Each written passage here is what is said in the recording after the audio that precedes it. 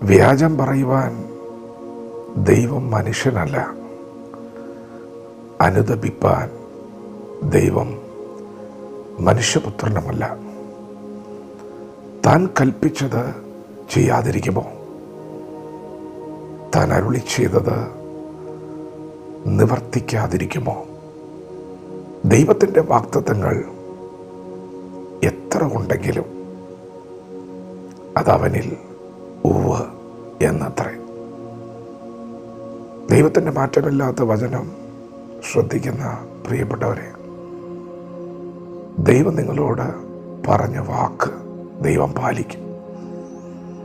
ദൈവം നിങ്ങൾക്ക് നൽകിയ വാഗ്ദത്തം ദൈവം നിറവേറ്റും.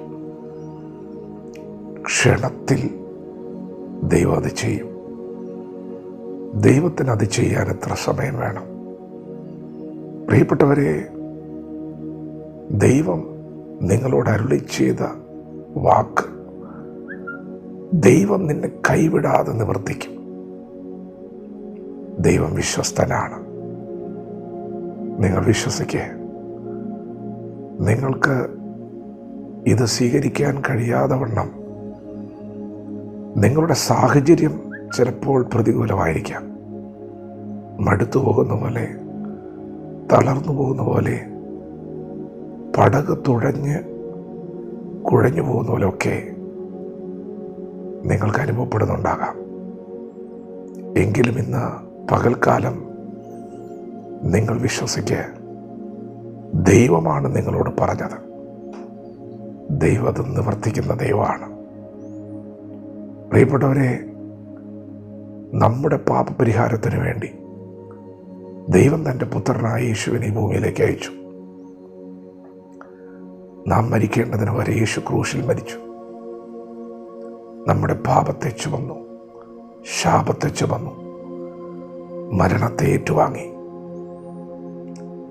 നമ്മെ വീണ്ടെടുക്കുവാൻ യേശു 3-ാം നാൾ ഉയർത്തെഴുന്നേറ്റു.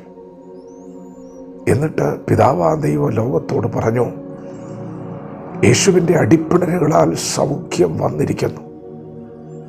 പ്രിയപ്പെട്ടവരെ, ഇത് വാക്കാണ്, വാഗ്ദത്തമാണ്.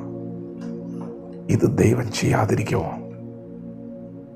നിങ്ങളുടെ രോഗം അതെത്ര അസാധ്യമാണ് എന്ന് വൈദ്യശാസ്ത്രം പറഞ്ഞാലും,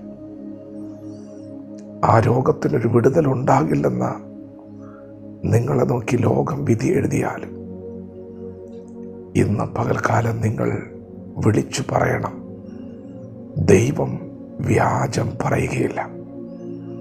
എനിക്ക് സൗഖ്യമുണ്ടെന്ന് പറഞ്ഞാൽ എനിക്ക് സൗഖ്യമുണ്ട്. പ്രിയപ്പെട്ടവരെ, തിരുവചനങ്ങളിൽ എഴുതിയിരിക്കുന്നതെല്ലാം സത്യമാണ്. അത് നിങ്ങളുടെ ജീവിതത്തിൽ നിവൃത്തിയാകും. വിശ്വസിച്ച് വാഗ്ദത്ത വചനങ്ങളെ സ്വീകരിക്കുക. ദൈവം നമ്മെ ഓരോരുത്തരെയും പകൽ അനുഗ്രഹിക്കുമാറാകട്ടെ. ആമേൻ.